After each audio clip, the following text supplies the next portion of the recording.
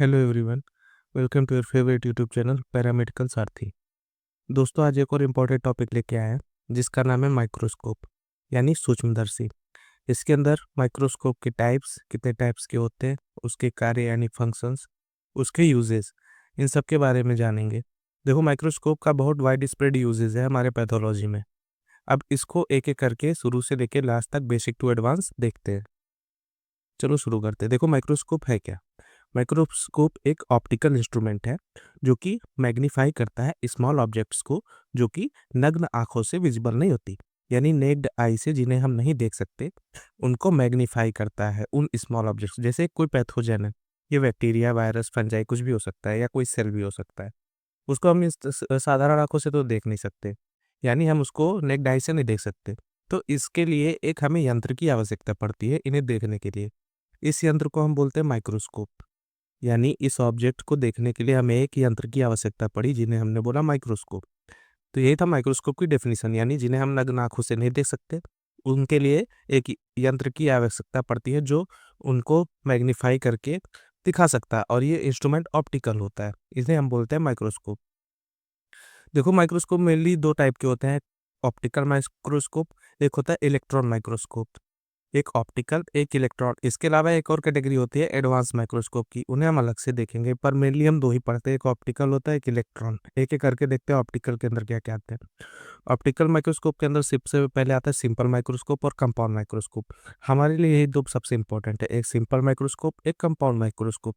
इसके अलावा stereo microscope, phase contrast microscope और फ्लोरोसेंस माइक्रोस्कोप, ये होते हैं ऑप्टिकल माइक्रोस्कोप।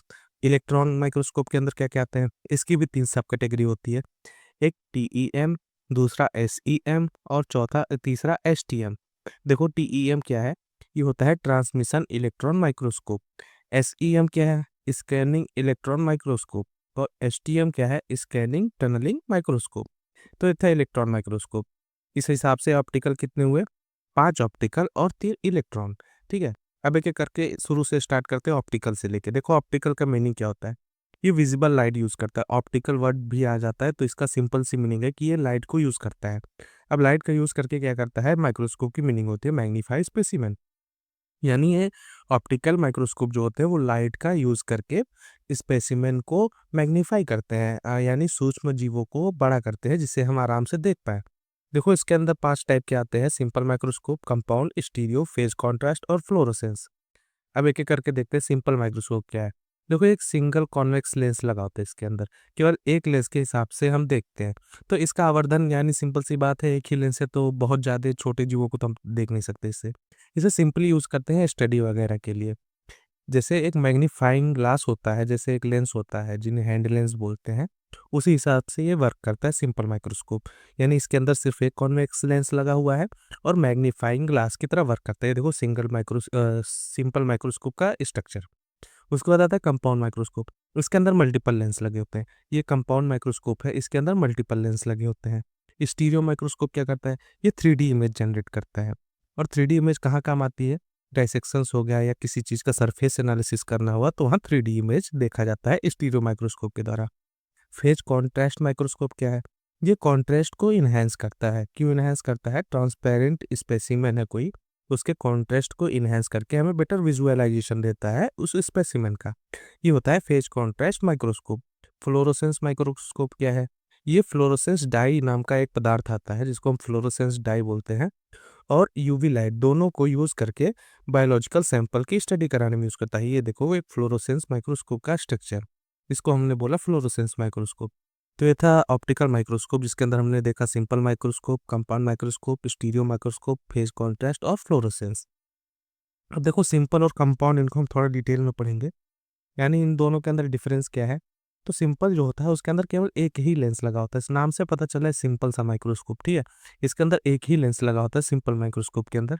और कंपाउंड का मतलब होता है कई सारे कंपाउंड से मिलकर बना, यानी इसके अंदर कई सारे लेंसेज लगे होते हैं। इसके अंदर सिंगल लेंस, इसके अंदर कई सारे लेंस। तो ये सिंपल और कंपाउंड लेंस का डिफरेंस हो गया। अब देखते हो इलेक्ट्रॉन माइक्रोस्कोप में क्या क्या आता है। हमने पढ़ा था इलेक्ट्रॉन माइक्रोस्कोप के अंदर 3 सब कैटेगरीज हैं। पहला होता है ट्रांसमिशन इलेक्ट्रॉन माइक्रोस्कोप, देन आता है स्कैनिंग इलेक्ट्रॉन माइक्रोस्कोप, और देन आता है स्कैनिंग टनलिंग माइक्रोस्कोप। ठीक है, अब देखते हैं एक एक करके। ट्रांसमिशन इलेक्ट्रॉन माइक्रोस्कोप क्या है? ये हाई रेजोल्यूशन इमेज प्रोड्यूस करता है। जैसे कोई इंटरनल सेल है, उसकी हमें अच्छे से डिटेल से देखनी है, तो हम वो इस सिंपल माइक्रोस्कोप से पॉसिबल नहीं है। जैसे ऑप्टिकल माइक्रोस्कोप जो है, इनमें से पॉसिबल नहीं है इंटरनल सेल को काफ़ी अच्छे से हाई रेजोल्यूशन इमेज देखना। तो पॉसिबल करता है ट्रांसमिशन इलेक्ट्रॉन माइक्रोस्कोप। ये हाई रेजोल्यूशन इमेज प्रोड्यूस करता है। और ये देखो काफ़ी बड़ा सेटअप होता है, ये पूरा एक कंप्यूटर मॉनिटर और ये पूरा आपका माइक्रोस्कोप हो जाता है। तो ये काफ़ी बड़ा सेटअप होता है इलेक्ट्रॉन माइक्रोस्कोप का, जिसमें आता है ट्रांसमिशन इलेक्ट्रॉन माइक्रोस्कोप। देन आता है स्कैनिंग इलेक्ट्रॉन माइक्रोस्कोप। अब ये क्या है? स्कैनिंग नाम से पता चल रहा है हम किसी चीज़ को स्कैन कर रहे हैं। ठीक है, प्रोड्यूस 3D इमेज, यानी एक 3D इमेज स्कैन करके 3D इमेज को दर्शाता है स्पेसिमेन के सरफेस को। देखो हमने उस सिंपल में भी पढ़ा था, ऑप्टिकल में भी पढ़ा था कि हमें जब भी 3D इमेज का नाम आए तो वहाँ स्कैन होता है। ठीक है, इसकी स्पेसिमेन की सरफेस देखते हैं, तो सरफेस जब देखते हैं तो वहाँ 3D इमेज जनरेट करेंगे सरफेस को देखने के लिए। उसके लिए काम आता है स्कैनिंग इलेक्ट्रॉन माइक्रोस्कोप। ये स्ट्रक्चर है स्कैनिंग इलेक्ट्रॉन माइक्रोस्कोप की। और फिर लास्ट में आता है स्कैनिंग टनलिंग माइक्रोस्कोप। अब ये एटॉमिक लेवल की इमेजिंग करता है। जैसे कोई बहुत छोटा कण हुआ जिसको हम एटम बोलते हैं, छोटा एटम, उस लेवल की इमेजिंग ये कर सकता है। सोचो कितना एडवांस हो चुका है साइंस। ये काफ़ी भारी भरकम मशीन है, ये देखो बहुत काफ़ी भारी भरकम मशीन होती है, एटम लेवल तक की इमेजिंग कर सकती है। कौन सी? Scanning tunnelling microscope. ये था इलेक्ट्रॉन माइक्रोस्कोप। अब देखो टीईएम और एसईएम में क्या डिफरेंस क्या है? टीईएम जो होता है ट्रांसमिशन, इसमें इलेक्ट्रॉन सोर्स होता है, एक एनोड एक लेंस, और फिर यहाँ सैंपल रखते हैं, फिर उसके नीचे लेंस, यानी दो लेंस के बीच में एक सैंपल रखा होता है, फिर और फ्लोरोसेंट स्क्रीन नीचे लगी होती है, और इसी सैंपल को हम मैग्नीफाई करके इलेक्ट्रॉन माइक्रोस्कोप से देखते हैं, जिन्हें हम टीएम बोलते हैं। एसईएम में क्या है? इलेक्ट्रॉन सोर्स है, एनोड है, यहाँ तक तो सेम है, लेंस तक भी सेम है, लेकिन उसके बाद यहाँ चेंजेस हैं। यहाँ सैंपल नीचे रखा होता है, जिसे हम बेस बोलते हैं, स्टेज बोलते हैं, वहाँ पर सैंपल रखा होता है। इस सैंपल के ऊपर एक एसई डिटेक्टर होता है। एसई का मतलब होता है स्कैनिंग इलेक्ट्रॉन माइक्रोस्कोप। तो यहाँ पर एक स्कैनिंग इलेक्ट्रॉन डिटेक्टर होता है, उसमें इस सैंपल को एक ऊपर बीएसई डिटेक्टर लगा होता है, यानी दो डिटेक्टर्स की हेल्प से इस स्टेज के ऊपर रखे सैंपल को हम मैग्नीफाई करते हैं। क्यों मैग्नीफाई करते हैं? इसकी हमें 3D इमेज देखनी है। स्कैनिंग इलेक्ट्रॉन माइक्रोस्कोप तो 3D इमेज बनाता है। अब इसकी हमें 3D इमेज बनाने के लिए यहाँ पर एडवांस टेक्नोलॉजीज की जरूरत पड़ती है, जबकि ट्रांसमिशन में ऐसा नहीं है, सिंपल सा उसको बड़ा करके देख लिया, हाई रेजोल्यूशन इमेज। अब देखते हैं एडवांस माइक्रोस्कोप में क्या क्या आता है। एडवांस में आता है कॉन्फोकल माइक्रोस्कोप, एक्सरे माइक्रोस्कोप और होलोग्राफिक माइक्रोस्कोप। कॉन्फोकल माइक्रोस्कोप क्या है? Use laser scanning for high resolution image. ये लेजर स्कैन करता है, जैसे हमें और हाई रेजोल्यूशन इमेज चाहिए, उसके लिए एक नया टेक्नोलॉजी यूज करता है, जिसे हम लेजर स्कैनिंग बोलते हैं। ये होता है कॉन्फोकल माइक्रोस्कोप। कहाँ काम आता है? न्यूरो साइंस हो गया, माइक्रोबायोलॉजी हो गया, वहाँ काम आता है कॉन्फोकल माइक्रोस्कोप। एक्सरे माइक्रोस्कोप कहाँ काम आता है? देखो ये जैसे इसमें था, इसने लेजर यूज किया, ये क्या करेगा? ये एक्सरे यूज करेगा। नाम से पता चल रहा है एक्सरे माइक्रोस्कोप है, तो एक्सरे यूज करेगा। क्यों करेगा? डीप पेनिट्रेशन के लिए स्पेसिमेन। हमको पता है कि जो एक्सरे होती है वो पेनिट्रेट कर जाती है, इवन हमारी जो हार्ड बोन्स होती हैं उनको तो नहीं पेनिट्रेट कर पाते, लेकिन पूरी स्किन को पेनिट्रेट करके, जैसे हमने अपने बॉडी की एक्सरे कराई, तो एक्सरे जो रेज होती हैं वो बॉडी को पेनिट्रेट करके आपके बोन्स की स्ट्रक्चर को बनाती है। तो हमें पता है वो डीप पेनिट्रेशन कर सकती है, सिंपल सी बात है। तो एक्सरे से डीप पेनिट्रेशन किया जाता है स्पेसिमेन का। काम कहाँ है? नाम से पता चल रहा है एक्सरे यूज करें तो मटेरियल तो आएगा ही आएगा। और कहाँ काम आता है? मेडिकल इमेजिंग में। जैसे हमने बोन वगैरह देख लिया, वहाँ से वहाँ एक्सरे माइक्रोस्कोपी होती है। फिर आता है होलोग्राफिक माइक्रोस्कोप। अब नाम से पता चल रहा है होलोग्राफ। होलोग्राफ का सिंपल सा मीनिंग होता है 3D इमेज। अब यहाँ पे 3D इमेज क्रिएट करता है। देखो उससे पहले जो हम पढ़ रहे थे 3D इमेज क्रिएट करना, वहाँ एक स्टेन का काम आता है, जिसे हम बोल रहे थे फ्लोरोसेंस स्टेन। यहाँ बिना स्टेनिंग के ही 3D इमेज जनरेट कर सकता है। ये एडवांस हो गया और टेक्नोलॉजी एडवांस होती चली है। यहाँ 3D इमेज बन रहा है पर विदाउट स्टेनिंग के। इसको हमने बोला होलोग्राफिक माइक्रोस्कोप। और कहाँ काम है ये? Use for studying live cell. अब किसी जिंदा सेल को पढ़ना है, उस जिंदा सेल को पढ़ने के लिए काम आएगा होलोग्राफिक माइक्रोस्कोप। ये था एडवांस माइक्रोस्कोप। अच्छा, एक माइक्रोस्कोप किस किन चीज़ों से मिलकर बना होता है उनको देखते हैं, यानी पार्ट्स ऑफ माइक्रोस्कोप। क्या क्या पार्ट होते हैं माइक्रोस्कोप में? जैसे सबसे पहले होता है आई पीस। ये आई पीस होता है, ये सबसे ऊपर लगा होता है, यहाँ पर अपनी आँख से देखते हैं कि क्या रखा हुआ है। आईपीस के बाद आता है ऑब्जेक्टिव लेंस। देखो, दो लेंस लगे हुए होते हैं, इनको बोलते हैं ऑब्जेक्टिव लेंस। फिर एक स्टेज होता है, इसे स्टेज बोलते हैं। इस स्टेज पे स्पेसिमेन रखा जाता है और एक लाइट सोर्स होती है। जैसे यहाँ पर एक लाइट सोर्स होती है जो इस लाइट को इमिट करती है, जिसकी वजह से ये बेटर इमेज देख पाता है हमें। फिर होता है course and fine focus knob. अब यहाँ पर नॉब्स लगे होते हैं, देखो यहाँ पर नॉब्स लगे होते हैं जिनकी वजह से इन्हें हम घुमा घुमा कर देखते हैं। और कंडेंसर लगा होता है, इसके अलावा डायफ्राम होते हैं। ये होते हैं पार्ट्स ऑफ माइक्रोस्कोप। एक एक करके देखते हैं आईपीस का क्या काम। आईपीस का सिंपल सा काम है कि इमेज को मैग्नीफाई करना, इसके अंदर भी लेंस लगा होता है। और दूसरा आता है फिर ऑब्जेक्टिव लेंस। ये डिफरेंट मैग्निफिकेशंस प्रोवाइड कर सकते हैं। जिसे हमें 10x पे देखना है या 40x पे देखना है या और जूम करना है तो 100x तक भी दिखा सकते हैं ऑब्जेक्टिव लेंस। स्टेज क्या होती है, हमने बताया था। स्टेज स्पेसिमेन हो गई या स्लाइड हो गई, उनको होल्ड करने के लिए काम आती है। फिर लाइट सोर्स। लाइट सोर्स नीचे लगा होता है जो रोशनी प्रदान करता है, जिसको हम इल्यूमिनेशन बोलते हैं।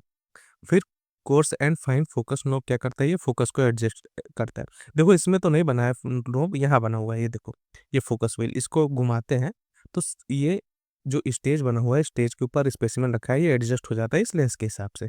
इन्हें हम बोलते हैं coarse and fine focus knob. फिर आता है कंडेंसर।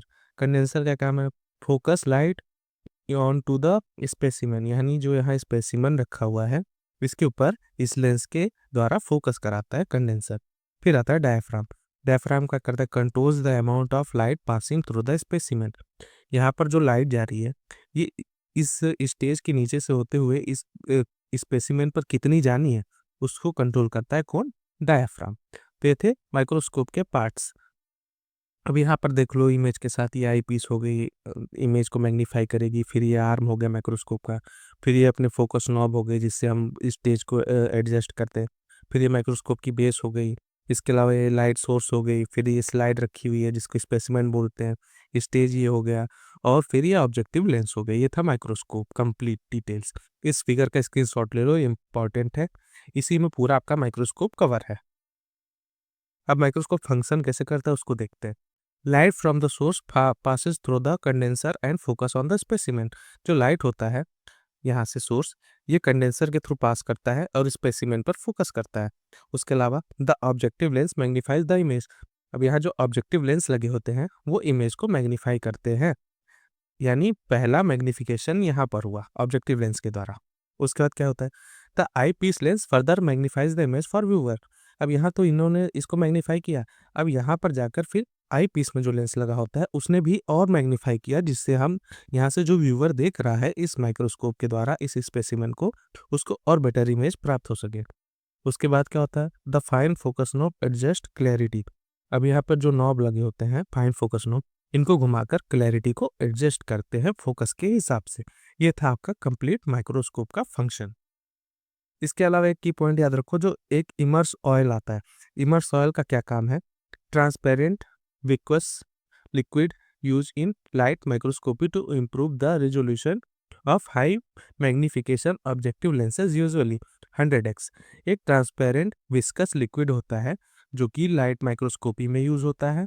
क्यों यूज होता है, रेजोल्यूशन को हाई मैग्निफिकेशन के लिए इम्प्रूव करने के लिए। जैसे हमको 100x पे देखना है तो वो एकदम क्लियरिटी से दिखे, उसके लिए ट्रांसपेरेंट लिक्विड आता है जिसको हम बोलते हैं इमर्सिव ऑयल। ये याद रखना एक की पॉइंट था। अब तब से हम पढ़ रहे हैं मैग्निफिकेशन। मैग्निफिकेशन, अच्छे मैग्निफिकेशन और रेजोल्यूशन में डिफरेंस क्या है। मैग्निफिकेशन जिनको हम बोलते हैं हिंदी में आवर्धन, आवर्धन में और रेजोल्यूशन में अंतर क्या है। देखो आवर्धन किनको बोलते हैं, the ability to enlarge an image, जैसे 100x या 10x। जैसे कोई एबिलिटी है, वो इमेज को इनलार्ज करने की एबिलिटी को मैग्निफिकेशन बोलते हैं। जैसे कोई इमेज है उसको हम 10x तक जूम कर रहे हैं या 100x तक जूम कर रहे हैं, ये उसकी आवर्धन क्षमता होती है। और रेजोल्यूशन क्या है, the ability to separate two close objects and create viewing angle. यानी कोई जो दो ऑब्जेक्ट हैं उनको सेपरेट कर देता है। जैसे हम फोन में सुनते नहीं कितने रेजोल्यूशन है कैमरे का, तो बोलते हैं कि 108 मेगापिक्सल है या 50 मेगापिक्सल है। तो उसमें क्या होता है, पिक्सल्स बना के उनको सेपरेट करता है और उनका इमेज जनरेट करता है, इसको बोलते हैं रेजोल्यूशन। तो मैग्निफिकेशन क्या है, इमेज को इनलार्ज करता है, और रेजोल्यूशन क्या है, उनको सेपरेट करता है। ये सिंपल सी बात हो गई। अभी माइक्रोस्कोप हमने पढ़ डाला, अभी यूजेस क्या क्या है माइक्रोस्कोप के। देखो मेडिकल फील्ड में यूज़ करते हैं माइक्रोस्कोप का, हमको सिंपल सी बात है कि हम लोग भी अपने पैथोलॉजी हो गए, हॉस्पिटल्स हो गए, बिना माइक्रोस्कोप के वहाँ काम नहीं चलना। क्यों काम का आता है? डायग्नोसिस ऑफ डिजीज़, जैसे कोई भी डिजीज़ हो गई, कोई भी बीमारी हो गई, उसके डायग्नोसिस के लिए माइक्रोस्कोप को यूज़ करते हैं। उसके अलावा बैक्टीरिया, वायरस या कोई भी सेल की हमें स्टडी करनी हुई, रिसर्च करना हुआ, वहाँ भी काम आएगा माइक्रोस्कोप। बायोलॉजिकल रिसर्च में भी काम आते हैं। Study of DNA and genetics, अब डीएनए है किसी सेल का, एक तो पहले तो सेल ही नहीं दिखती आँख से, सेल के अंदर जो जेनेटिक मटेरियल है डीएनए, वो कहाँ से दिखेगा? तो डीएनए की स्टडी करनी है या जेनेटिक्स की स्टडी करनी है, क्रोमेटिन या क्रोमोसोम की स्टडी करनी है, वहाँ बायोलॉजिकल रिसर्च में यही काम आता है। यानी अपनी पूरी बायोटेक्नोलॉजी माइक्रोस्कोप पे ही डिपेंड करती है। उसके अलावा माइक्रोबियल एनालिसिस के लिए भी अपना माइक्रोस्कोप काम आता है। इसके अलावा मटेरियल साइंस हो गया, इसमें analysis of metal, mineral and nano materials, यानी नैनो मटेरियल्स के अलावा मेटल्स हो गए, कुछ मिनरल्स हो गए, उनकी स्टडी के लिए भी माइक्रोस्कोप यूज होते हैं। फॉरेंसिक साइंस में भी यूज होते हैं, क्राइम इन्वेस्टिगेशन, कोई क्राइम इन्वेस्टिगेशन, जैसे कोई हेयर का स्ट्रक्चर है या कहीं से नाखून का सैंपल प्राप्त हुआ या किसी क्रिमिनल का स्किन का सैंपल प्राप्त हुआ, उनकी स्टडी के लिए, क्राइम इन्वेस्टिगेशन के लिए माइक्रोस्कोप की आवश्यकता पड़ती है। इसके अलावा फार्मास्यूटिकल्स इंडस्ट्री, फार्मास्यूटिकल यानी दवाई की कंपनियों में भी इसका इस्तेमाल किया जाता है। क्यों? सिंपल सी बात है, दवाई की कंपनी है तो वो ड्रग डेवलपमेंट और क्वालिटी कंट्रोल, कोई भी दवाई को बनाने के लिए और उसकी क्वालिटी कंट्रोल के लिए यूज होगा माइक्रोस्कोप। तो ये थे माइक्रोस्कोप के यूजेस। अब देखो कुछ माइक्रोस्कोप के एडवांटेज भी हैं और कुछ लिमिटेशंस भी हैं, यानी कुछ तो फायदे भी हैं और कुछ नुकसान भी। नुकसान तो नहीं कहेंगे, कुछ लिमिटेशन है कि एक लिमिट तक ही होती है माइक्रोस्कोप।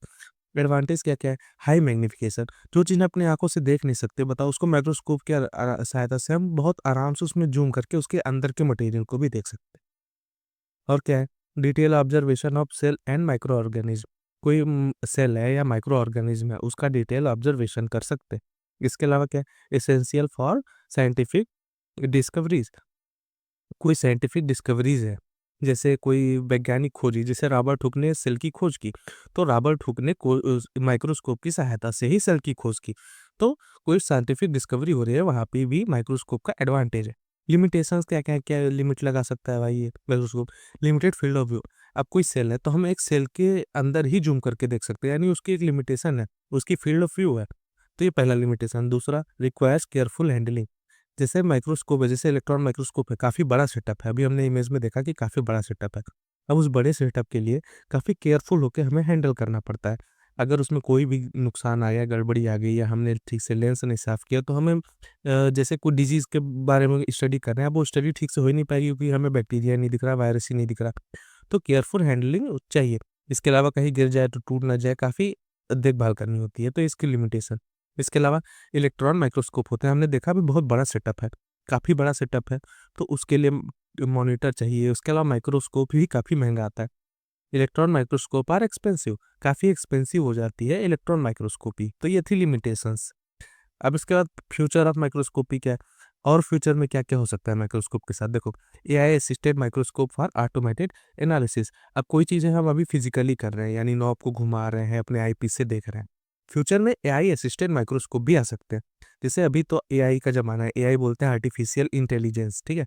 तो एआई असिस्टेड माइक्रोस्कोप भी आ सकते हैं, वो खुद ब खुद सारा काम करके आपको दे देंगे। तो ये था पहला। दूसरा था super resolution image for nano scale imaging. अभी देखो माइक्रोस्कोप नाम में माइक्रो आ रहा है, तो माइक्रो लेवल की इमेजिंग कर रहे हैं। अब इससे भी छोटा आता है नैनो, माइक्रो से भी छोटा आता है नैनो।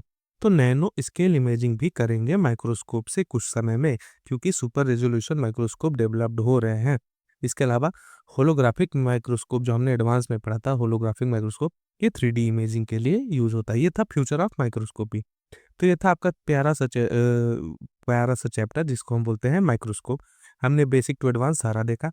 अब वीडियो आपको पसंद आए तो वीडियो को लाइक कर सकते हो, चैनल को सब्सक्राइब कर सकते हो और शेयर ज़रूर करना। इसके अलावा मेरे टेलीग्राम चैनल से जुड़ जाना, नोट्स आपको वहाँ पे प्रोवाइड कर दी जाएगी। Okay, thank you, thanks for watching.